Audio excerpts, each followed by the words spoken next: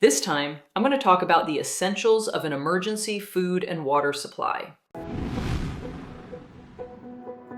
There are multiple commercially available survival food kits that range from 72 hours to a year. You can certainly build your own kits with large plastic bins or 5-gallon buckets with lids, a vacuum sealer, and Ziploc bags. I keep a 3-month supply of emergency food per person, as well as a supply of both food and water for my pets for the same duration. For most people, putting together and storing a 3 to 5 day supply is really quite doable.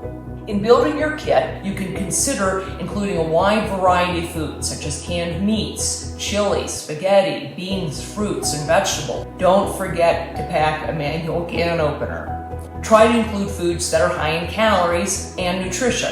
You can certainly include some comfort food, hard candy or lollipops, and also consider including some simple luxuries like instant coffee and tea bags. Let's not forget food for our beloved pets. Your disaster preparedness food and water plan should include dried or canned foods for the same period as you planned for the rest of your kit. Once you've assembled your emergency food supply, it should be stored somewhere cool, dry, and easily accessible.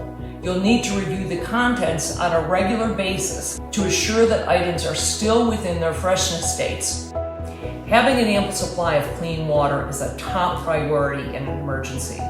So when it comes to storing water for disaster preparedness, the recommendation is to plan for a gallon of water per person per day. The safest and most reliable emergency source of water is commercially bottled water. The goal here is to have stored enough water in preparation that you won't be forced to use water from outside sources such as streams, ponds, or rainwater. There are many ways to treat outside water, but none of them are perfect. There are many different forms of purification pumps that allow you to filter water that's collected directly out of a stream or lake.